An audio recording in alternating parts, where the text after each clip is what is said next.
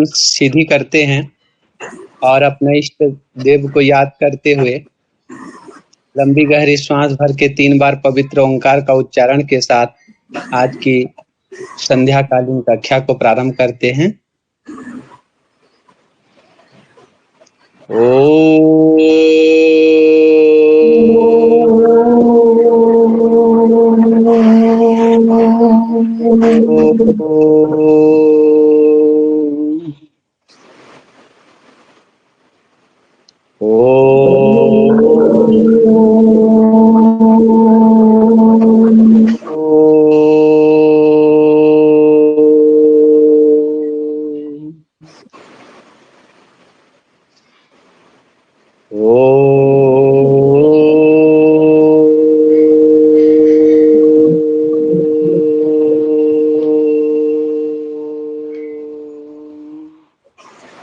गायत्री महामंत्र।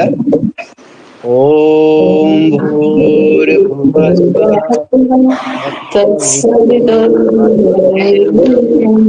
भर्गो देवस्य धीमहि धियो यो नः प्रचोदयात्।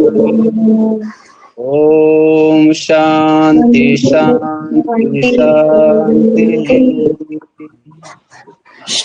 दोनों हाथ नमस्कार मुद्रा में हम संकल्प करते हैं कि हम जीवन में यम और नियम का पालन करेंगे। हम विश्व में योग की पताका फहराएंगे। हमारा संकल्प शक्ति सुदृढ़ है। हम पॉजिटिव दिशा में सब कुछ कर सकते हैं। हमारा मनोबल अजय है, अजय है। इन्हीं भावों के साथ दोनों हाथ को रब करते हैं और इस गरम गरम हाथ की हथेली की ऊर्जा को नाक आंखों में लगाते हुए धीरे धीरे आंखों को खोलो। ओम सभी को सादर नमस्ते। आज की क्लास स्टार्ट करते हैं हम। ठीक है, कल की क्लास में किसी को कुछ पूछना है तो पूछ सकते हैं, नहीं तो हम नेक्स्ट टॉपिक स्टार्ट करते हैं। आज का हमारा टॉपिक है बुखार। अब जैसे कि मैंने कल ही बताया था कि बुखार खुद में कोई एक बीमारी नहीं है, बल्कि वो एक बीमारी का लक्षण। हमारे शरीर में कोई बीमारी उत्पन्न हो रही है तो बुखार पहले से आ जाता है हमें ये बताने के लिए कि आपके शरीर में कहीं ना कहीं कोई ना कोई रोग आ गया है या आ रहा है। तो आप अवेयर हो जाएं, उसके लिए आप सचेत हो जाएं कि आपको एक बीमारी आपके शरीर के अंदर घर कर रही है।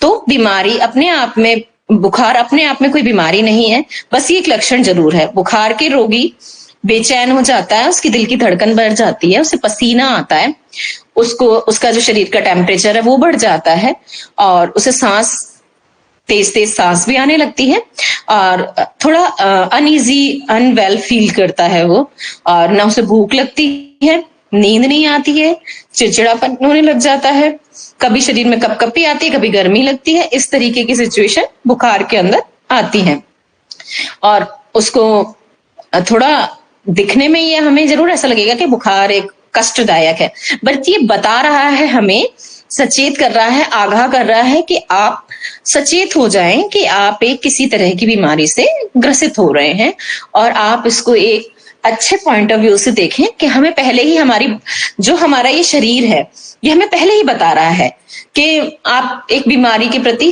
किसी भी बीमारी के प्रति सचेत हो जाएं कि कोई भी बीमारी हमारी बॉडी के अंदर घर करने वाली है और आप उसका उपचार कर लें। तो जब आप डॉक्टर के पास जाएंगे, किसी वैद्य चिकित्सक के पास जाएंगे, तो वो आपके कुछ टेस्ट करेंगे या फिर वो देख लेंगे कि आपके लक्षण क्या हैं बुखार के साथ साथ, तो वो जान पाएंगे कि आपको क्या बीमारी हो रही है, तो उसका तुरंत उपचार हो जाएगा और आप आने वाली बीमारी से बच जाएंगे। अब हम इसमें उपचार देखते हैं। जो रोगी है, बुखार का रोगी, उसको हल्के कपड़े पहनाएं, उसको कंबल ना ओढ़ाएं, साफ चादर से ढक सकते हैं, क्योंकि जब कंबल उड़ाएंगे तब उसका टेम्परेचर बढ़ सकता है, तो उसके शरीर का तापमान ना बढ़े, इसके लिए हम हल्की चादर उड़ाते हैं। साफ हवादार कमरे के अंदर उसको रखें। धीरे धीरे थोड़ा थोड़ा पानी उसको पिलाते रहें। अगर सर्दी है तो हल्का गुनगुना पानी हम दे सकते हैं, पर गर्म पानी नहीं देना चाहिए इसके अंदर। ठीक है, और उसके जो बदन है, बॉडी, उसके पूरा जो शरीर है रोगी का, उसको आप एक गीला कपानी लेके उसके अंदर गीला कपड़ा, एक कपड़ा डाल के और उसको निचोड़ करके आप वो कर सकते हैं, उसकी पूरे शरीर की पट्टी करते रहिए, बार बार उसको पानी में से निचोड़िए और उसको पट्टी करते रहिए। ये आपको उसके साथ में करना है, ठीक है। रोगी को आप बार बार उसको पट्टी करते रहिए ताकि धीरे धीरे उसका टेम्परेचर कम होने लग जाएगा। जैसे उसका बॉडी का तापमान कम होगा उसको आराम मिल जाएगा, उसको आराम से नींद भी आ जाएगी और उसे बहुत ही रिलीफ मिलेगा। और हम उसमें क्या करेंगे, पानी में थोड़ा नमक डाल करके भी थोड़ी थोड़ी देर पे पिलाएं, ताकि क्या होता है ना कि जब बॉडी का टेम्परेचर बढ़ जाता है तो डिहाइड्रेशन हो जाता है, मतलब शरीर के अंदर पानी की कमी होने लग जाती है। तो उस पानी की कमी और इलेक्ट्रोलाइट्स की कमी को पूरा करने के लिए हल्का सा नमक डाल करके उसको जब हम पिलाएंगे तो उसके शरीर में किसी भी तरीके की ज्यादा कोई कमी या नुकसान नहीं होगा। और या फिर हम उसको पैरासीटामोल की एक टैबलेट भी दे सकते हैं जरूरत के अनुसार। अगर एक टैबलेट से बुखार उतर जाता है तो बाकी देने की जरूरत नहीं है। अगर वो कंटिन्यू करता है बुखार तो आप उसको 3 घंटे या 4 घंटे के अंतराल पे भी दे सकते हैं बुखार को तोड़ने के लिए। अब हमारा नेक्स्ट टॉपिक आता है सिर दर्द या अर्ध कपारी। इसके बारे में तो आजकल सभी लोग जानते हैं, क्योंकि पहले तो किसी को सर दर्द हुआ ही नहीं करता था। आजकल सर दर्द एक आम समस्या हो गई है, इस स्क्रीनिंग के कारण, हमारे खान पान के कारण, एसिडिटी गैस के कारण, या फिर माइग्रेन के कारण। माइग्रेन उसका एक रीजन हो सकता है, और भी कई सारी ऐसी चीजें हैं जिसमें सर दर्द एक आम परेशानी हमारे जीवन के अंदर हो गई है। अधिकतर सारे लोगों को सर दर्द, आप देखेंगे कि किसी का ऐसा सुनते नहीं है कि हाँ उसको कभी सर दर्द नहीं हुआ। हर एक बंदे ने कभी ना कभी सर दर्द झेला ही है। देखते हैं हम इसके लक्षणों के बारे में। लक्षण है, कुछ लोगों को सर दर्द जल्दी जल्दी होता है और इसमें दिमागी तनाव भी हो जाता है। यह कोई गंभीर बीमारी का कारण हो सकता है। अगर दबाव है और तनाव है तो शायद वो एक बीमारी का कारण भी हो सकता है। उसको जरूर ही हमें जाकर के डायग्नोज करवाना चाहिए या चेक करवाना चाहिए। सबसे जरूरी यह जानना है कि ये सर दर्द किस प्रकार का है। डायग्नोज, जो कि मैं बोल रही हूँ जिसको डायग्नोज बोलते हैं, कि हमें पता करना कि आपको एक्चुअल में प्रॉब्लम क्या है। अब ये देखना ये है कि दर्द किस प्रकार का है। अब आपका सर दर्द दबाव देने वाला है, धीमा है, या देर तक रह रहा है, या पीछे की तरफ जा रहा है, किस तरीके का सर दर्द है जो आपको, या आगे की तरफ जा रहा है, किस तरीके का सर दर्द है जो आपको परेशान कर रहा है। दूसरी चीज उसके अंदर आती है कितनी देर रहता है और कितने, या तो कुछ मिनट में सही हो रहा है, या कुछ घंटों में, या कुछ दिन लेके जा रहा है आपका सर दर्द। उसके बाद में आता है कि दिन में कब, किस टाइम सर दर्द अधिक होता है। कुछ लोगों में आप देखोगे कि सुबह के टाइम सोते से उठते हैं तो उनको सर दर्द होता है। कुछ लोगों को शाम के टाइम जैसे ही संध्या काल होने लग जाता है तो उन्हें सर दर्द होने लग जाता है। तो इसके पीछे कारण, टाइम क्या है उसका, वो भी हमें देखना है कि सुबह, दोपहर या शाम किस समय उस व्यक्ति को सर दर्द हो रहा है। क्या करने से सर दर्द तनाव से, पढ़ाई से, या फिर सिर झुकाकर बैठने से हो रहा है। ये पता करो कि ऐसा क्या किया रोगी ने कि जिसके कारण उसको सर दर्द हो रहा है। तनाव था, या फिर उसने पढ़ाई ज्यादा करी, या फिर वो झुककर बैठा। जैसे कुछ लोग होते हैं, आपने देखा होगा कि वो ऐसे सीधे नहीं बैठते कभी भी। उनकी रीढ़ की जो हड्डी है, जो स्पाइनल कॉर्ड है, उसको वो कभी सीधा नहीं रखते, वो ऐसे पढ़ते हैं या ऐसे कोई भी काम करते हैं, या मोबाइल में भी ऐसे देखते हैं। आपने देखा हो कुछ लोग बैठते ही ऐसे हैं कि बिल्कुल उनके जो रीढ़ की हड्डी है वो आर्क बन जाता है, एक गोलाकार शेप ले लेते हैं। तो वो भी सर्वाइकल के कारण भी सर दर्द होता है। कि अगर आपको सर्वाइकल की यहाँ पीछे बैक में प्रॉब्लम है, गर्दन में और शोल्डर्स में, तो आपको सर दर्द हो रहा है, उसके कारण भी सर दर्द हो रहा है। वो पीछे से ऊपर की तरफ जाने वाला जो सर दर्द है, ये वो है। और हालात कब बेकाबू हो जाते हैं कि सर दर्द के अंदर उसको, वो कब अनकंट्रोलेबल हो जाता है कि आप तकलीफ से तिलमिला जाते हैं और आप उसको सहन नहीं कर पाते हैं। खाने के बाद, कुछ नशा करने के बाद, शराब पीने के बाद, या सिगरेट वगैरह पीने के बाद, इस तरीके की चीजें हो रही हैं क्या, ये भी आपको देखना जरूरी है। फिर ये देखो कि उसको राहत कब मिली, कब आराम हुआ। आराम करने से आराम मिल गया, या कोई दवा लगाने से आराम मिल गया, जैसे कि सर में लगाई लेते हैं लोग बाग, या वो कोई टैबलेट वगैरह दवा ले रहे हैं, खा रहे हैं, तो उनको आराम मिल रहा है। ये देखना बहुत जरूरी है। उसी से डायग्नोज होगा कि सर दर्द किस प्रकार का है, ये जानना बहुत ज्यादा जरूरी है। हम उपचार उसका तभी कर पाएंगे जब हम ये जान पाएंगे कि उसको सर दर्द किस प्रकार का है। हम चलते हैं उपचार की तरफ। एस्प्रिन की गोली ले सकते हैं आप इसके अंदर सबसे पहले, कि एक एस्प्रिन की टैबलेट ले लीजिए। वैसे आजकल तो नहीं ही ली जाती है, पर जहां तक अगर नहीं आपको सर दर्द में आराम है और तकलीफ इतनी बढ़ गई कि सहन ही नहीं हो रही है, तो फिर आप एक टैबलेट उसकी ले लीजिए।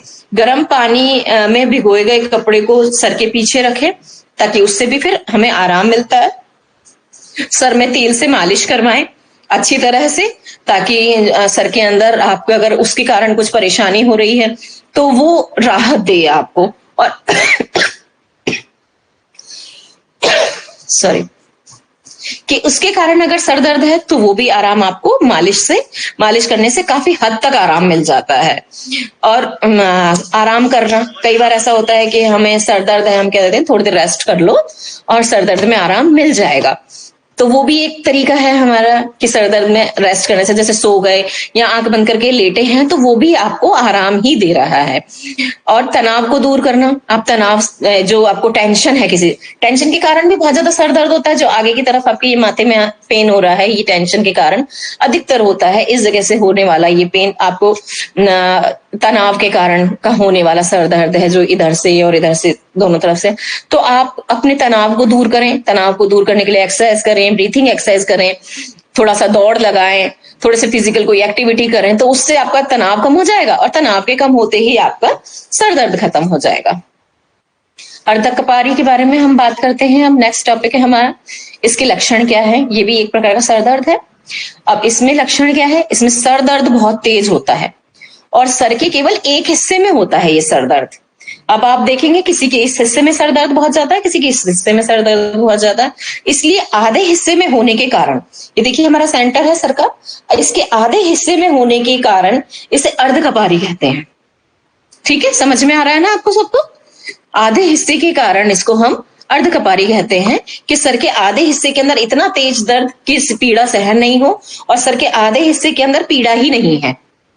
ठीक है, इस तेज रोशनी, जैसे कि जो इस तरह का पेशेंट होता है अर्धकपारी वाला, वो लेटा हुआ है और आराम करना चाह रहा है, तो वो क्या करेगा, या तो रोशनी अगर बाहर है, ज्यादा ही रोशनी है, दिन का टाइम है, तो वो अपने आंखों पे पट्टी डाल लेते हैं, कुछ भारी तौलिया वगैरह से इसको कर लेते हैं, या फिर वो क्या करते हैं कि वो लाइट्स ऑफ कर देते हैं। अगर उनका रूम थोड़ा डार्क है तो वो अपनी लाइट ऑफ कर देते हैं। अगर कोई रोशनी एकदम से लाइट चालू कर दे तो उनकी तकलीफ बढ़ जाती है, सर दर्द तेज हो जाता है और वो ये बोलते हैं कि प्लीज लाइट बंद कर दो, इससे मेरे को सर दर्द हो रहा है।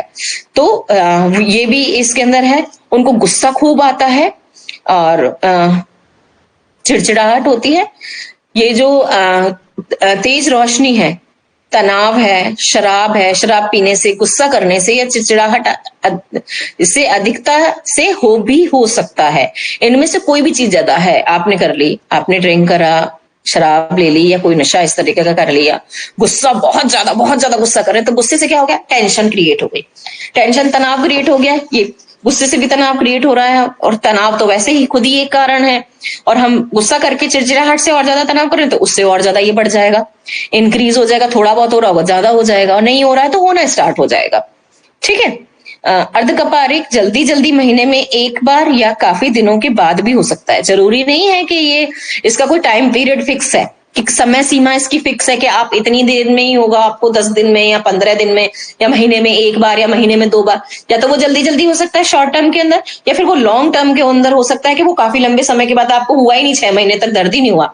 आपने तो सोचा मेरी तकलीफ ही खत्म हो गई, पर क्या हुआ, 6 महीने के बाद वो अचानक हुआ और काफी तेज हुआ किसी भी रीजन के कारण। ये भी इसमें होता है। शुरुआत में धुंधला दिखाई पड़ना, रोशनी में धब्बा दिखाई देना, या एक हाथ या एक पांव का सुन्न हो जाना भी इसका लक्षण है कि थोड़ा धुंधला दिखाई दे रहा है आपको, या फिर रोशनी, अगर आप तेज रोशनी के अंदर खड़े हैं तो एक धुंधला सा धब्बा सा आता हुआ, मतलब सारी चीजें तो साफ दिखाई दे रही हैं आपको एकदम क्लियर, पर अगर आप देख रहे हैं तो कहीं एक जगह एक स्पॉट दिख रहा है, तो जैसे जैसे आप अपनी आंखों को चलाएंगे तो वो आपको धब्बा इधर से उधर आता जाता दिखाई देगा। तो वो धब्बा जैसा अगर दिखाई दे रहा है तो आप अवेयर हो जाओ, सचेत हो जाओ कि है ना, हमारे ये वाली परेशानी हो सकती है। अगर उसके साथ में सर दर्द भी इस तरीके का हो रहा है तो, और एक हाथ पैर का सुन्न होना भी इसका एक प्रमुख लक्षण है। आंखें भी लाल हो जाती हैं, कई बार चक्कर आते हैं और उल्टी भी होती हैं, ये भी इसके लक्षणों के अंतर्गत आता है। आंखें लाल ही रहती हैं, आंखों के ऊपर यहाँ इस जगह पे आपको भारीपन दिखाई देगा, जिनको अर्ध कपारे की परेशानी होती है, ये चीजें हमेशा उनकी जो ये आंखों के ऊपर ये होते हैं, आपको दिखाई दे रहा होगा, ये चीज फूली रहती है। अधिकतर जिनको ये परेशानी होती है उनकी ये चीज अधिकतर फूली रहती है, ये भी एक लक्षण होता है उसका। और आंखें उनकी रेड होती हैं, इतनी लाल होती है जैसे किसी की गुस्से में बहुत लाल हो जाती हैं, बहुत ज्यादा शराब पीने या नशे करने के बाद जैसी लाल लाल आंखें हो जाती हैं, ऐसी उनकी ऐसे ही हो जाती हैं, केवल इस दर्द के कारण। उपचार इसका ये है, उपचार पे आते हैं हम। उपचार है इसका, बिना दूध के काली चाय के साथ 2 एस्प्रिन की गोलियां दे दो उनको, ठीक है, उससे उनको आराम हो जाएगा। अंधेरे में आराम से लेटा दो और उनको कहो कि तनाव ना लें, समस्याओं को भूलने की कोशिश करें, थोड़ा टेंशन कम लेंगे, स्ट्रेस कम लेंगे तो उनको इस परेशानी से जूझने में थोड़ा आराम मिलेगा। थोड़ा अपना केयर करना बहुत ज्यादा जरूरी है, समस्याओं को हल्के में लें। ऐसे नहीं कि कोई परेशानी आ गई तो उस परेशानी से निकलने का उनको रास्ता ही नहीं मिलेगा, उनको थोड़ा समझाया बुझाया भी जाए कि इस तरीके से आप अच्छे से रह सकते हो, कोई परेशानी नहीं है, ये ठीक हो जाएगा। तो जब से उनका तनाव कम होगा तो ये प्रॉब्लम भी उनकी कम होती हुई आपको दिखाई देगी। नेक्स्ट टॉपिक है हमारा खांसी। खांसी के क्या लक्षण है, हम सबसे पहले आ जाते हैं लक्षणों पे। खांसी के बारे में तो आप सभी जानते हैं, हम सभी जानते हैं कि खांसी कैसे होती है। लक्षणों पे पहुंचते हैं। अक्सर होने वाली शिकायत है, ये नॉर्मल है, गर्मियों में भी हो जाती है, सर्दियों में भी हो जाती है। और कई तरीके के रोगों के होने की चेतावनी भी है खांसी, कि आपके गले में कोई बीमारी हो रही है या आपके फेफड़े में कोई परेशानी हो सकती है या आपको किसी तरीके का श्वसन संबंधी इन्फेक्शन हो गया है, इसको भी बता रही है आपको ये बीमारी कि आपको इस तरीके की फुसफुसी या श्वसन तंत्र संबंधी कोई बीमारी हो सकती है। सांस की नली में किसी तरह की कोई रुकावट हो सकती है कि जिसके कारण आपको खांसी लेकर के वो उसको साफ करने की कोशिश कर रहे हैं। धूल धुआं ठंडी या गर्म हवा से भी खांसी आ सकती है। बहुत ज्यादा गर्म हवा होती है तो हम सोचते हैं कि ठंडी हवा से ही खांसी होती है, नहीं, गर्म हवा से भी हो सकती है। उसका कारण यह है कि जब गर्म हवा हम लगातार लेते हैं तो खुश्की आ जाती है गले के। उस खुश्की को मिटाने के लिए हमारी जो बॉडी का सेल्फ प्रोसेस है वो खांसी करता है, ताकि हम आसानी से सांस ले सकें, हमारा गला थोड़ा ठीक रहे। धूल में आप जाओगे तो भी आपको खांसी उठेगी, धुआं है तो खांसी उठती ही है, आप सभी लोग जानते हैं, ठंडी गर्म इनसे भी खांसी होती है। अब सांस की नली, फेफड़ों में जीवाणुओं को साफ रखने के लिए खांसी प्रकृति की एक जरूरत भी है, ठीक है। पॉइंट नंबर 1 पे आते हैं हम कि सांस की नली और फेफड़ों के जीवाणुओं को साफ करने के लिए खांसी एक प्राकृतिक प्रक्रिया भी हमारी बॉडी की। मैंने बताया ना कि जैसे कि गर्म हवा से एकदम से जब गला सूख जाता है, खुश्क हो जाता है, खुश्की हो जाती है, तो एक नेचुरल प्रक्रिया है कि वो उस तरह से हम खांसते हैं थोड़ा, ताकि रिलीफ मिले हमको। जीवाणुओं को भी साफ करती है और इसलिए जरूरत है हमें इस चीज की। खांसी होने के कारणों को जानने की कोशिश करें कि खांसी होने का कारण क्या है, इसको हम समझने की कोशिश करें कि हमारे को पता तो पड़ गया किस किस चीजों के कारण होती है, तो हम कोशिश करें कि इनमें से कौन सा ऐसा कारण है जिसके संपर्क में हम आए तो हमें खांसी आ रही है। तो हम जान पाएंगे कि इस चीज से हमें प्रॉब्लम है, ये चीज हमारे को प्रभावित करती है, तो उस चीज से हम भविष्य में बचने की थोड़ी कोशिश करें या उसके कम से कम संपर्क में आने की कोशिश करें। क्या खांसी जल्दी जल्दी आती है ये पता करें। क्या बुखार भी आ रहा है उसमें साथ में रहता है क्या? थूक के साथ साथ खून भी आ रहा है क्या? और क्या व्यक्ति बीड़ी सिगरेट या हुक्का कुछ पीता है जिसके कारण उसको स्मोकिंग करने के बाद में खांसी आती है? किस तरह की खांसी किस रोग की तरफ इशारा करती है? अब अलग अलग तरीके की खांसी अलग अलग तरीके के रोग की तरफ इशारा करती है कि कौन सी बीमारी है, नेचुरल फिनोमिना है या ये बीमारी का रूप है, कुछ कोई हमें बीमारी आ रही है जिसके कारण के हम बार बार खांसी कर रहे हैं। किसी सूखी खांसी जिसमें बलगम नहीं निकलता है, और फ्लू, खसरा, फेफड़ों में कीड़े, वो तो नहीं है कहीं। बलगम वाली खांसी तो नहीं है, गीली एकदम, जैसे खांसते हैं तो थूकने के लिए जाना पड़ता है या पूरे मुंह भर के उनको बलगम आ जाता है उसके अंदर और बहुत ही खड़खड़ की आवाज होती है उसमें, ऐसा भी हो सकता है। निमोनिया में भी खांसी आती है। ब्रोंकाइटिस जो हमारा सांस की बीमारी है, इसके अंदर भी आपको खांसी आती है। घबराहट के कारण आने वाली खांसी, कई बार क्या होता है कुछ लोग डर जाते हैं और एकदम घबरा जाते हैं और उनको बहुत तेज तेज खांसी आने लग जाती है, ये भी एक खांसी आने का कारण है। खांसी का रीजन है दमा, काली खांसी, गला घोटू, दिल की कई बीमारी, दिल की हार्ट की डिजीज में भी हमें खांसी आती है बार बार। आप केवल यही नहीं है कि श्वसन तंत्र संबंधी बीमारी होगी तभी आपको खांसी आएगी। अगर इस तरीके की दिल की कोई बीमारी है या घबराहट है तो उसमें भी आपको खांसी आ सकती है। केवल उसको श्वसन तंत्र संबंधी ही समझना बेवकूफी है। लगातार आने वाली खांसी, टीबी तपेदिक कहीं तो नहीं है, दमा की बीमारी तो नहीं है। खांसी में अगर खून आ रहा है, ये भी आप चेक करें कि खांसते खांसते जब वो थूकने जा रहा है या फिर खांसते खांसते अपने मुंह पे, नाक पे अगर रुमाल लगा रहा है तो वो कहीं उस पे खून के कुछ धब्बे तो नहीं है, कुछ डॉट्स तो नहीं है, या फिर ज्यादा सा उसमें ब्लड तो नहीं आ रहा। टीबी, निमोनिया और दिल की बीमारी ये तो हो चुका है। अब हम आते हैं उपचार पे इसके, ठीक है। थोड़ी थोड़ी देर के बाद में पानी पिए। खौलते पानी की भाप को नाक की नली और मुंह में जाने दें।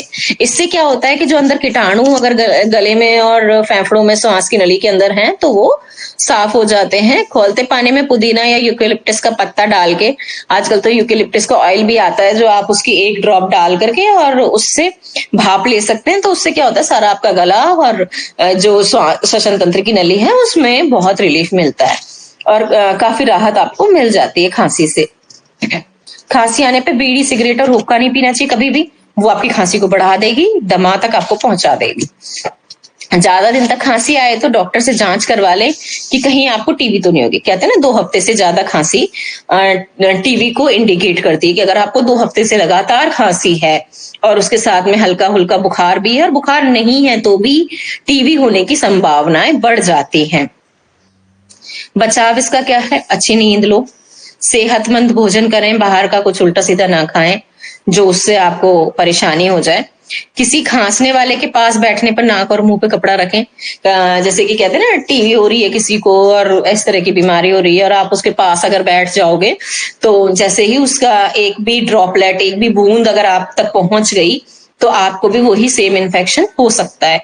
और कई बार ऐसा होता है कि एक ही कमरे में बैठे होते हैं और वो कमरा अगर बंद है, 2-4 जने बैठे हैं और एक पर्सन खांस रहा है तो उसमें से अधिकतर पर्सन्स को लोगों को खांसी होने की संभावना बढ़ जाती है।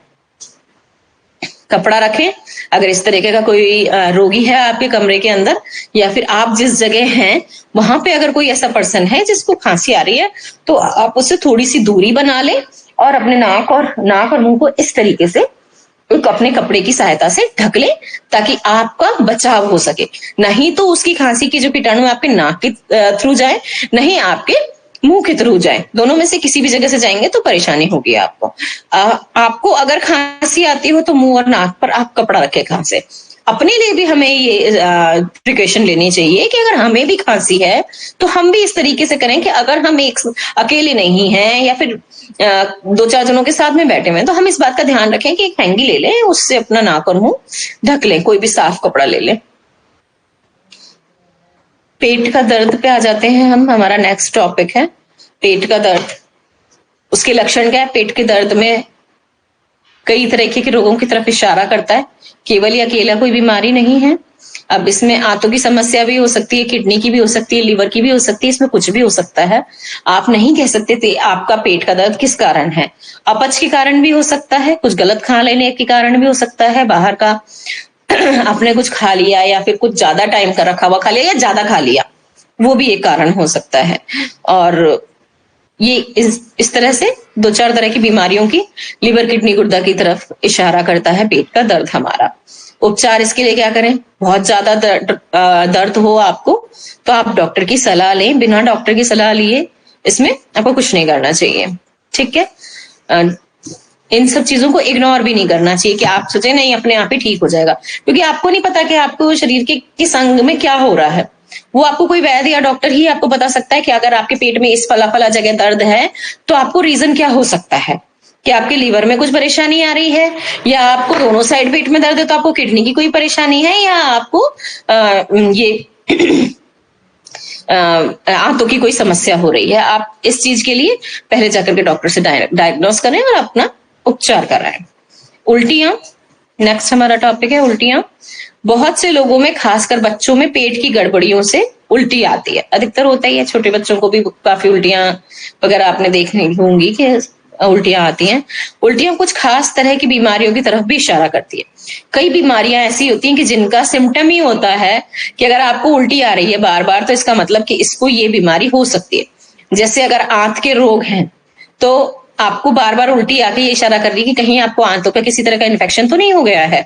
पेट में जहर, अगर फूड पॉइजनिंग हो गई माना आपको, तो जैसे ही आपने ऐसा कुछ खा लिया कि जो बासी था या जो बाहर का इस तरीके का खाना था, आपने जब वो खा लिया तो क्या हो गया, उससे पेट में जहर फैल गया और फिर वो उल्टी आएंगी आपको। ये उसकी तरफ भी इशारा करता है।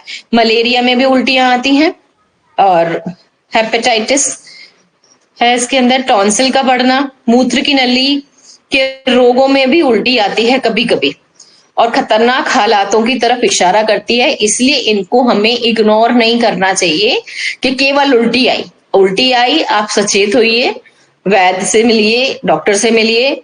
आप तब जो डॉक्टर की सलाह जरूर ले कि मुझे किस तकलीफ के कारण उल्टी आ रही है। आप स्वयं अपना इलाज नहीं करें। एक समय में जब बदन में पानी निकलने पर काबू न किया जा सके, 24 घंटे से अधिक तक बार बार उल्टी आती रहे कि भाई पूरा दिन ही निकल गया, रात भी निकल गई, पर उल्टी रुक ही नहीं रही है, बार बार कुछ समय अंतराल के बाद हमें उल्टी आ ही रही है। और जब उल्टी का रंग हरा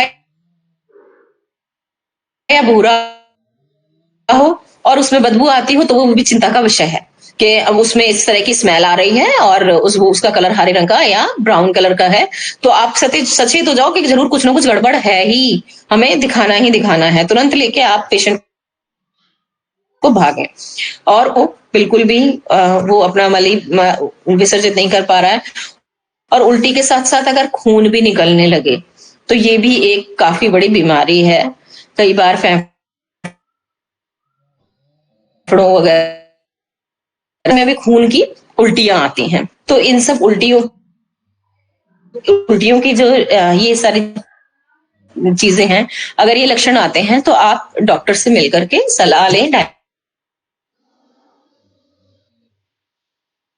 डायग्नोस कर पाए। अगर नॉर्मल चीजें हैं तो किस तरीके से इलाज कर सकते हैं। उल्टियां अगर तेज हो तो 2-3 घंटे तक कुछ भी नहीं खाना चाहिए। बहुत ज्यादा तेजी से उल्टी हो रही है तो कुछ मत खाओ। अगर अपच वगैरह है तो वो ठीक हो जाएगा।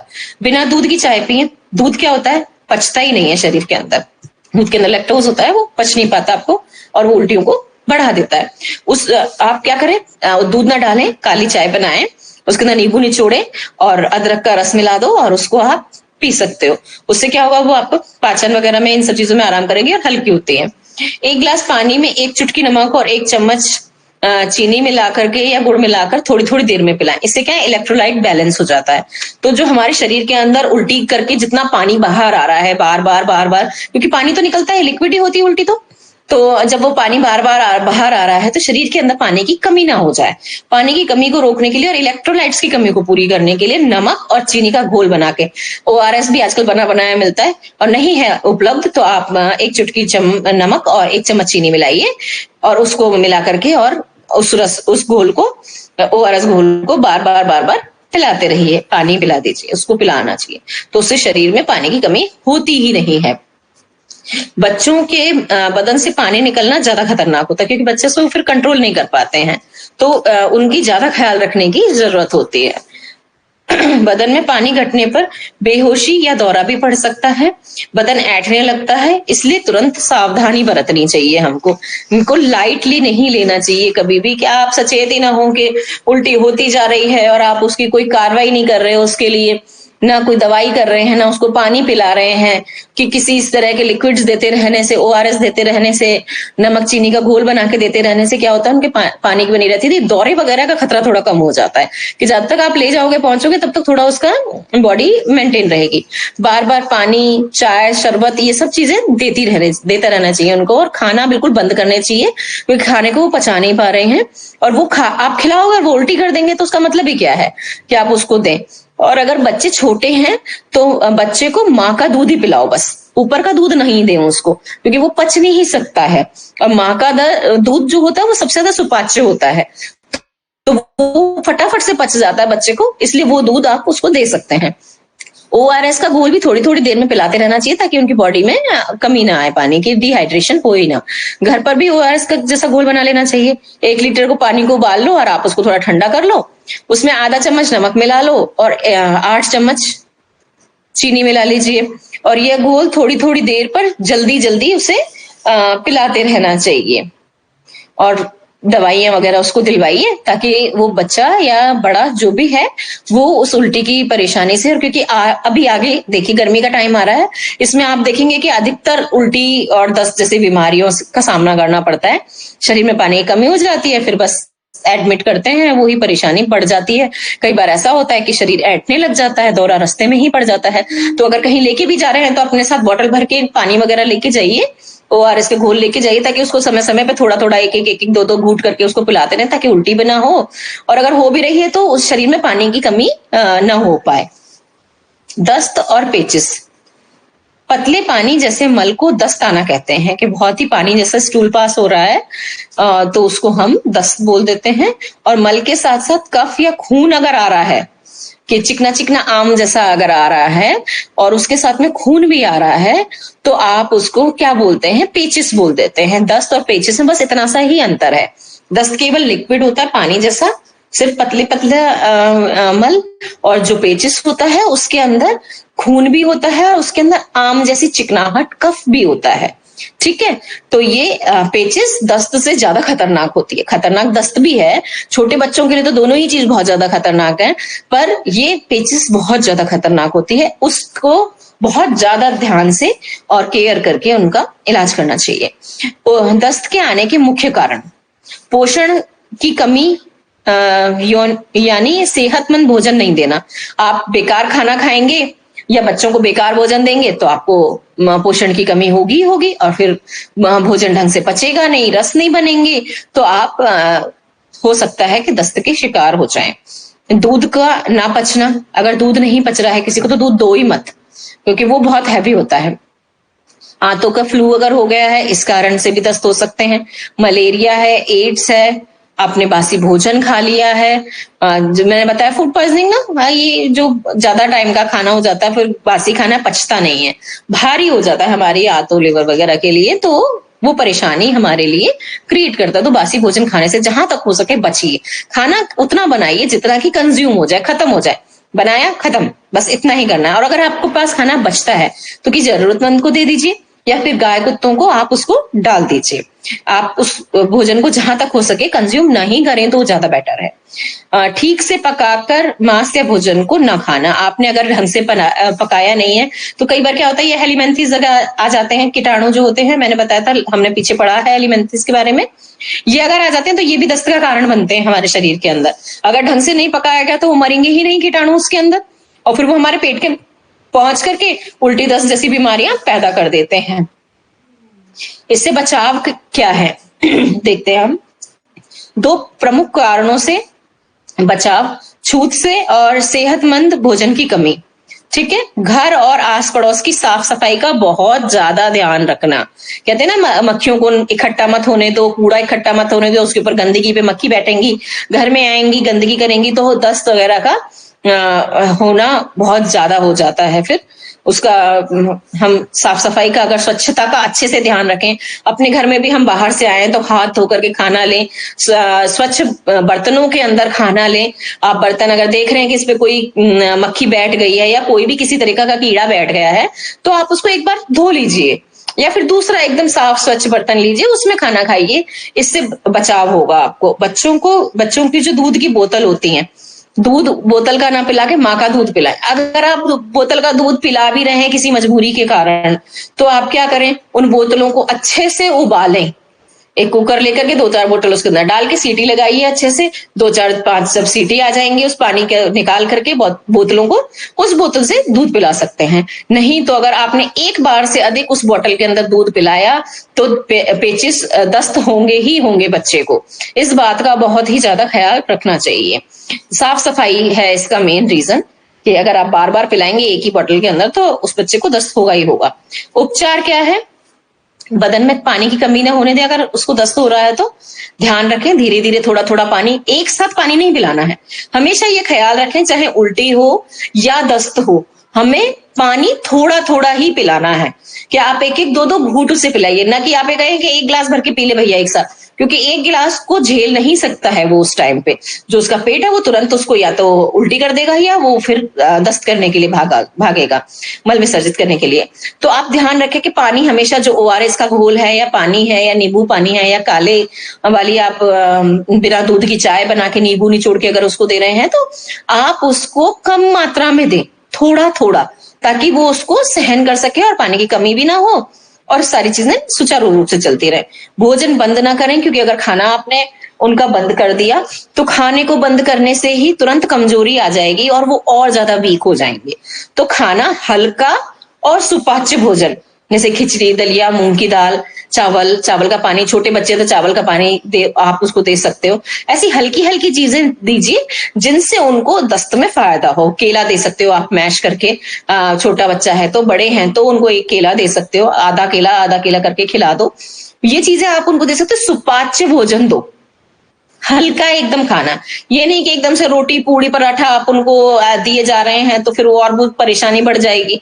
इसलिए जरूरी है कि अच्छा हल्का सुचारू घर का बना हुआ गरम ताजी भोजन, बासी भोजन भी नहीं, गरम ताजी भोजन उनको दीजिए। और चाय, शरबत, शोरबा वगैरह जैसी चीजें थोड़े थोड़े समय में देते रहो। उसको देने के पीछे एक ही रीजन है कि उससे क्या होगा कि आपका जो शरीर है उसमें पानी बना रहेगा, पानी की कमी नहीं आएगी। तो आपको जो ये बॉटल चढ़वाना, ग्लूकोज चढ़वाने वाली जो ये चीजें होती है, सलाइन चढ़ाना, उसकी जरूरत नहीं पड़ेगी। आप उसकी कमी को वैसे ही पूरा कर लोगे या फिर बहुत कम जरूरत पड़ेगी, बहुत ज्यादा नहीं होगी। ऐंठन वगैरह जैसी परेशानी, दौरे वौरे, पानी की कमी से जो जितनी परेशानी होती है वो नहीं होंगी। वो देते रहना चाहिए। छोटे बच्चों को माँ अपना दूध पिलाती रहे, थोड़ा थोड़ा थोड़ा थोड़ा, एक साथ भर के पेट नहीं, पर थोड़ा थोड़ा उसको दूध पिलाते रहे, क्योंकि माँ के दूध के अंदर पानी का कंटेंट बहुत ज्यादा होता है। तो बच्चे के अंदर ना पानी की कमी नहीं हो पाती है, तो उसको माँ को दूध बच्चे को पिलाते रहना चाहिए। नेक्स्ट हमारा टॉपिक है, एक और टॉपिक ले लेते हैं, अभी काफी समय बचा है, गठिया और जोड़ों का दर्द। अभी आप देख रहे होगे कि ये है ना गठिया बाय वगैरह, वात वगैरह का ये जो जोड़ों के दर्द है ना, ये बहुत ही आजकल ज्यादा हो गए। वायु विकार है ये, शीत प्रकोपित बीमारी होती है ये गठिया और जोड़ों का दर्द। इसमें जो गठिया होती है, इसमें ये जो सब जॉइंट होते हैं हमारे, जितने जॉइंट होंगे, घुटने वगैरह नीचे, ये सब जॉइंट हमारे दर्द करते हैं। गठिया के अंदर सब जोड़ों में दर्द होता है। और दर्द केवल ऐसा नहीं कि हल्का दर्द, वो दर्द आपकी जीवनचर्या को प्रभावित करता है, आपकी दिनचर्या के काम को, आप जो अपना नॉर्मल रूटीन का वर्क है आप उसे कर नहीं पाते हैं। ये ही कि दर्द अगर हल्का फुल्का है तो वो बीमारी ही नहीं है, थोड़ा बहुत तो थोड़ी मोड़ी चीजें तो होती रहती है, थकान वगैरह से भी। पर अगर वो बढ़ रहा है और बहुत ज्यादा हो रहा है तो वो एक बीमारी है। अधिकतर ये बड़ी उम्र, लंबी, मतलब कि जो बुढ़ापा आने लग जाता है जिन लोगों को, उनको ही अधिकतर आपने देखा होगा कि गठिया वाय वगैरह वाली प्रॉब्लम आती है। लेकिन आजकल थोड़ी ज्यादा होने लग गई हैं, थोड़ी कम एज में ही आजकल आ गई है, 35-40 की उम्र में ही आजकल गठिया वगैरह आने लग गई हैं। और हम सब पढ़ते हैं, इसका इलाज पूरी तरह से नहीं किया जा सकता, पर इसको दर्द को कम किया जा सकता है, राहत पहुंचाई जा सकती है, ताकि आप अपने जो जीवन है उसको सुचारू रूप से चला सकें और पेनलेस जीवन जी सके। संभव हो तो बहुत कठिन मेहनत ना करें कि आप हैवी काम करोगे, ज्यादा मेहनत करोगे तो आपके जोड़ों में ज्यादा दर्द होगा। ठंड वगैरह से बचें, क्योंकि ठंडे में जैसे एसीज वगैरह में जो लोग ज्यादा रहते हैं उनमें ये परेशानी ज्यादा हो जाती है। मैंने जहां तक देखा है उनको ज्यादा दर्द वगैरह रहता है। गठिया के साथ अगर बुखार भी हो तो आराम करने से राहत मिलती है। आराम तो प्रॉपरली करना ही चाहिए। दुखते हुए जोड़ों को गर्म पानी से सेकने से भी राहत मिलती है। और एस्प्रिन की गोली दर्द को कम करती है। दिन में 3-4 बार ले सकते हो आप एक गोली। और थोड़ा थोड़ा चलते फिरते रहना चाहिए, नहीं तो जोड़ अकड़ जाते हैं हमारे, क्या होता है उनमें अकड़न बढ़ जाती है। और इसमें आपको तेल मालिश से भी थोड़ी राहत मिलती है, दर्द कम कर सकते हैं मतलब आप उससे, और थोड़ा सा सुचारू रूप से चल सकते हैं, ज्यादा इतनी प्रॉब्लम नहीं होती है। पीठ का दर्द, इसका लक्षण, अगर काफी दिनों से पीठ में दर्द रहता है, पीठ के ऊपरी हिस्से में हो, साथ ही खांसी आ रही हो, वजन में कमी आ रही हो, तो फेफड़े की टीबी हो सकती है। अगर कमर के दर्द के साथ ये सारे लक्षण आ जाते हैं कि उसकी पीठ में दर्द भी ऊपरी हिस्से में भी हो रहा है, साथ में बार बार खांसी भी आ रही है उसको, और वजन में कमी आती जा रही है, तो उसको फेफड़े की टीबी होने की संभावनाएं होती है। जब पीछे इस तरफ दर्द बढ़ रहा है आपके पीठ में और ऊपर की तरफ आपका दर्द जा रहा है, तो आप उसको डायग्नोज कर सकते हैं कि शायद इसको फेफड़े की टीबी है। तो उसके बलगम थूक की जांच, उसके खून की जांच करवाइए, तो आपको उसका रिपोर्ट मिल जाएगा कि हाँ इसको टीबी है। अगर बच्चे की पीठ में दर्द हो रहा है तो रीढ़ की हड्डी की टीबी भी हो सकती है।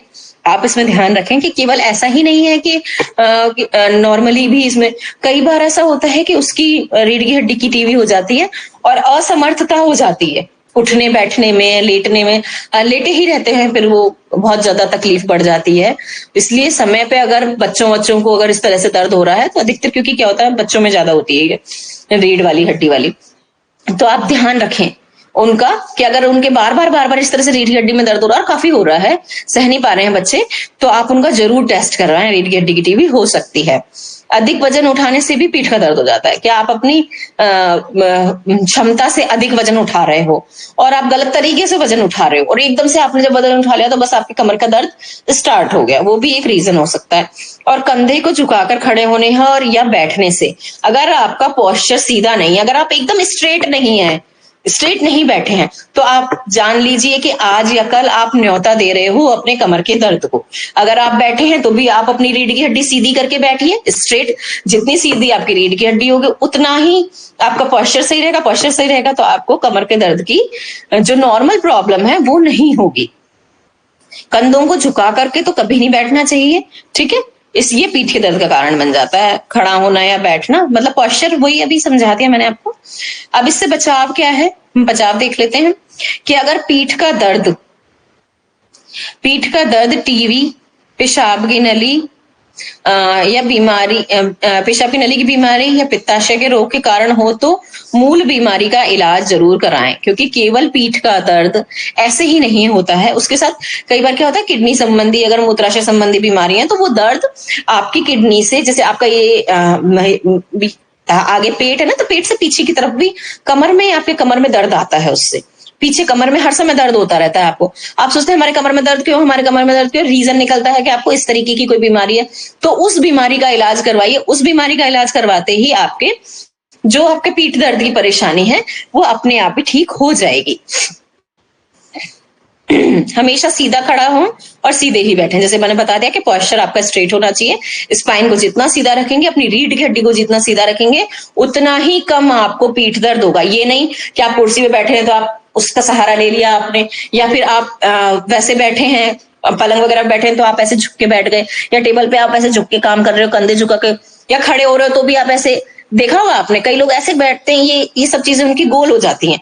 पीछे देखेंगे आप, उसमें कुबड़ जैसा थोड़ा टेढ़ा पनाने लग जाता है और पोस्चर गड़बड़ हो जाता है, और वो सीधे नहीं खड़े होने के कारण और बैठने के कारण इस तरीके की परेशानियां, तो वो सीधे कमर दर्द बढ़ता ही जाता है, उनका कमर के दर्द में बढ़ावा देती है वो। इसलिए हमेशा ये बात ध्यान रखिए कि स्पाइन को, अपने स्पाइनल कॉर्ड को, मतलब हमारी रीढ़ की हड्डी को हमेशा स्ट्रेट रख के, कंधे सीधे रख के ही आप हमेशा बैठे या खड़े हों, ताकि वो आपकी बॉडी को सपोर्ट करे।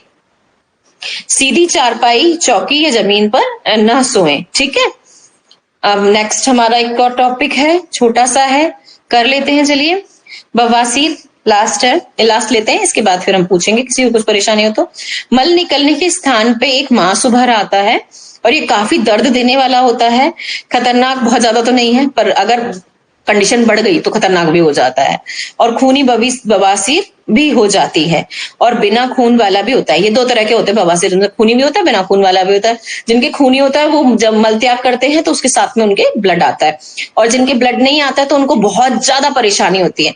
ऐसे में क्या है कि एक रीजन रहता है उसमें कि अगर आपको कब्ज है, अगर आपको कॉन्स्टिपेशन है, कब्जी आपको हो रही है, तो आपको जो ये बवासीर की परेशानी ये होने की संभावनाएं बढ़ जाती हैं। तो ध्यान रखें कि फाइबर खाएं, मतलब कि रॉ, जैसे कच्ची सब्जियां वगैरह सलाद के रूप में, फलों को खाएं, फलों का जूस न पी करके फल खाएं ताकि फाइबर जाएगा तो आपको कब्जी कम रहेगी। अच्छा सुपाच्य भोजन करें, मैदा वगैरह इन सब चीजों से बचें। जिनको बवासीर वगैरह की परेशानी है तो उससे उनको थोड़ा कम परेशानी होगी उससे। और ठीक है, इलाज की तरफ आते हैं हम। हल्के गर्म पानी से एक टब भर लीजिए और उसमें थोड़ा सा लाल दवाई, पोटेशियम पर मैग्नेट भी बोलते हैं जिसको, जिसका रासायनिक नाम पोटेशियम पर मैग्नेट है, थोड़ा सा डाल दो और आधे घंटे तक उसमें बैठे रहो। आपको काफी आराम मिलेगा। मतलब जो वो मांस जैसा निकल जाता है उसके दर्द तकलीफ में काफी आराम मिलता है। और कुछ जड़ी बूटी जैसे कि नागफनी बवासीर लगाने से काफी राहत मिलती है। बवासीर के कारण ज्यादातर कब्ज होता है, ये मैंने आपको पहले ही बता दिया कि जिसको कब्जी होगी उसको बवासीर होने की बहुत ज्यादा संभावना है या होगी ही होगी। इससे बचने के लिए रेशेदार भोजन ले मैंने आपको बता ही दिया कि आपको सलाद खाना चाहिए कच्चा, आपको फल खाने चाहिए कच्चे, उसके रस की बजाय आप कच्चे फलों को प्रेफरेंस दें। जैसे कि आप है ना संतरे को जूस न निकाल के पिए, उसको खाएं, तरबूज को खाएं, खरबूज को खाएं, इनका रस नहीं निकालें, आप उनको खाएं, अंगूर का रस ना निकालें, आप उनको खाएं ताकि उनको खाएंगे तो उसके साथ फाइबर जाएगा तो कब्जी कम होगी और बहुत ही आसानी से मल निकल जाएगा। तो फिर आपको दर्द भी कम होगा और ये बवासीर में बहुत कम परेशानी होगी। और अगर आपका नॉर्मल बवासीर है तो धीरे धीरे या तो खत्म हो जाएगा, नहीं खत्म होगा तो आप वो खूनी बवासीर तक नहीं पहुंचेगा अगर आप इस तरीके की चीजें रखते हैं तो। और जैसे उसमें कच्चा केला और ये मूली वगैरह आपको लेनी चाहिए। और अगर खून अगर आ रहा है तो ऑपरेशन की जरूरत हो तो डॉक्टर से एक बार मिलना चाहिए कि आप देख लीजिए कि कहीं ऐसी कुछ ज्यादा परेशानी तो नहीं हो गई है कि आपको उसके लिए सर्जरी वगैरह करवानी चाहिए। ठीक है, अब हम आज यहीं पे समाप्त करते हैं। कल हम आगे स्टार्ट करेंगे पांव और बदन और के दूसरे हिस्सों में अगर सूजन वगैरह है तो उसको कल सब इसको पढ़ के आइएगा। यहां तक अगर किसी को कुछ पूछना है तो आप पूछ सकते हैं, कोई भी आपको लग रहा हो, कुछ डाउट हो, कोई क्वेश्चन हो तो आप लोग पूछ लीजिए। मैम जी मिट्टी का ये कपड़ा गिली का पट्टी लगाना है तो कहाँ पर लगाना है? सिर में, पेट में, बुखार में, किस में? किस चीज में? बुखार के लिए या किस चीज के लिए पूछ रहे हैं आप? बुखार के लिए। बुखार के लिए मेन तो सर पे ही लगाते हैं गीली पट्टी। अगर शरीर का टेम्परेचर बहुत ज्यादा है, जैसे आप देखते हैं डेंगू वगैरह में क्या होता है, बहुत तेज बुखार होता है 104 और उससे भी पार पहुंच जाता है कई बार, तो क्या है पूरी बॉडी को आप गीली पट्टी से पहुंचिए, बार बार गीला करिए, अच्छे से निचोड़िए, बहुत पानी नहीं होना चाहिए उसके अंदर, और उसको अच्छे से पहुंचते जाइए, ठंडा करते जाइए बदन को। और मेन होता है कि आप माथे पर ये जो इतना एरिया है, गीली मोटी पट्टी आप उसके सर पे रखिए, पर उसको बार बार धोते रहिए और पानी को बदलते रहिए। ठीक है, क्योंकि पानी के अंदर पानी आप देखेंगे कि अगर जब आप पट्टी कर रहे हैं ना तो पानी का रंग मटमैला होता जाता है, वो गंदा होने लग जाता है। तो पानी को भी समय समय पर बदलते रहिए और सर पे और शरीर पे उस हिसाब से हाथों के तलवों पे, पैरों के तलवों पे आप पट्टी करिए, उससे गर्मी निकलती है और ज्वर में बहुत फायदा होता है। मैम और ये जो यूकेलिप्टस का पत्ता डालने के लिए खांसी में बोल रहे थे, यूकेलिप्टस किसको बोलते हैं? ये जो सफेदे का पेड़ देखा है आपने, जिसको सफेदा भी बोलते हैं, बहुत लंबे लंबे पेड़ होते हैं गांव में, अगर आपने देखा हो तो सफेद उसका तना होता है और पतले पतले उसके पत्ते होते हैं। कल मैं दिखाती हूँ आपको कि उसके पतले पतले से इतने से पतले पतले पत्ते होते हैं और उसमें ऐसे घुंघरू जैसे छोटे छोटे फल से लगते हैं और बहुत ऊंचे ऊंचे लंबे लंबे होते हैं। गाँव में तो लोग बाग 1-1, 2-2 बीघा, 4-4 बीघा में लगा के छोड़ देते हैं, बिकते हैं ये पेड़ यूकेलिप्टस के। और इसका ऑयल भी आता है आजकल बाजार में कि एसेंशियल ऑयल, इतनी छोटी छोटी बूंद आप पानी के अंदर डाल, गर्म पानी के, और फिर उसको भाप ले लीजिए, या फिर यूकेलिप्टस का पत्ता ले लीजिए। आजकल यूकेलिप्टस के पत्ते आपको पंसारी की दुकान पे सूखे भी मिल जाएंगे। और एक ये पूछना था मैम, ये पोटेशियम परमैंगनेट ये कितना मिलाना है? हाँ, इतने कुछ बताया नहीं है, पर 1 टब पानी के अंदर थोड़ा सा ही मिलाते हैं हम, अनुपात से कि बस थोड़ा सा ले लो आप, बहुत ज्यादा नहीं, क्वांटिटी में थोड़ा सा ही, इतना आप ले लीजिए, उसके हिसाब से मिला करके आप उसको करके देखिए, आराम मिलता है उससे, क्योंकि उसे आपको कंज्यूम तो करना ही नहीं है, बैठना ही है इसके अंदर जी। उसमें जो बादी वाला बवासीर है उसी में बैठना है ना? जो हाँ, आराम मिलता है, दोनों में ही आराम मिलता है वैसे। खून वून आ रहा है तो फिर डॉक्टर से मिलना ज्यादा जरूरी है, क्योंकि अंदर ऐसा ना हो कि कहीं कोई ज्यादा कट हो रहा हो या कुछ फूट गया हो, फट गया हो। तो इसलिए अगर खूनी है तो आप अपना इलाज खुद ना करके डॉक्टर को दिखाओ। पर अगर केवल ये है तो आपको ये पोटेशियम परमैंगनेट में वाले पानी में बैठने से भी आराम मिलेगा। और आप एक और काम कर सकते हैं कि जो सरसों का तेल होता है प्योर वाला, अगर आपको कहीं अच्छा गांव में मिल जाते हैं तेल वगैरह, तो और आजकल तो शहरों में भी कच्ची घानी या वुड प्रेस वाला सरसों का तेल मिल जाता है, उसको अगर आप अंदर लगाते हैं गुदा स्थान पे डेली साफ करके सुबह और शाम को, तो जो नॉर्मल वाला आपका बवासीर है, मैंने बहुत सारे अपने पेशेंट्स को दिया है, जांचा परखा है, उसके अंदर बहुत आराम मिलता है। और जो ये बवासीर के अंदर गाय का घी अश्विनी मुद्रा से आप अपनी उंगली से लेके सीधे रोटेट करके जब हम लगाते हैं डेली, उससे भी बहुत आराम मिलता है। ये मैं अपने पेशेंट्स को देती हूँ। जैसे सरसों के तेल से बहुत अच्छा रिजल्ट है सरसों के तेल का, क्योंकि गाय का प्योर घी मिल नहीं पाता है, अगर मिलता है तो बहुत ही अच्छा है, नहीं तो सरसों के तेल का बहुत अच्छा रिजल्ट है इसमें। ये नेचुरल है, उसका कोई भी साइड इफेक्ट नहीं है जी। जी जी, और कुछ, धन्यवाद। और किसी को कुछ पूछना है तो पूछ लीजिए। मैम, वो गठिया दर्द, घुटनों के दर्द के लिए एक गोली का नाम लेते हैं, शायद एस्पिरिन बोले थे। हाँ, एस्पिरिन गोली बोला था। हाँ, तो उसका स्पेलिंग क्या है? क्योंकि मेरे हस्बैंड जो खाते हैं ना, क्या वो हार्ट के लिए एस्पिरिन खाते हैं ना, तो वो अलग अलग तो होता होगा, इसलिए मैं पूछ रही हूँ वो उसका स्पेलिंग क्या है? एस्पिरिन ASPRIN, ASPRIN तो ASPIRIN। हाँ, तो नहीं, मेरे हस्बैंड जो वो ASPRIN यही होता है स्पेलिंग।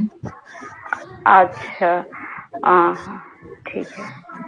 ठीक है, बाकी आप है ना, घुटनों के अगर दर्द है तो उनको थोड़ा तेल मालिश कीजिए और सिकाई करवाइए, बहुत आराम मिलता है। जैसे गर्म पानी वाला जो इन्होंने बता रखा है ना, तो उससे सेकने से काफी आराम मिलता है। आप उसमें सेंधा नमक डाल लीजिए और उससे सिकाई करवाइए, बहुत रिलीफ आपको मिलेगा जी। और किसी को कुछ पूछना है या हम सेशन अपना खत्म करें? टाइम हो रहा है, क्योंकि करते हैं सेशन अपना आज का खत्म करते हैं। कल थोड़ा पढ़ के और आए, आपको अच्छे से समझ में आएगा और आप क्वेश्चन भी पूछ पाएंगे। कोई आपकी क्वेरी होगी तो हेमंत जी प्लीज शांति प्रार्थना करवा दीजिए, और इसी प्रकार हम अपनी क्लास को विराम देते हैं शांति प्रार्थना के साथ में। आइए सभी कमर गर्दन सीधी करके दोनों हाथ जोड़ते हैं। ओम शर्वे सर्वे सन्तु निरामया सर्वे भद्राणि पश्यन्तु मा कश्चित् दुःखमाप्नुयात्। ओम शांति शांति शांति। बहुत बहुत धन्यवाद। प्रणाम मैम जी, नमस्ते। नमस्कार सभी को, कल मिलते हैं।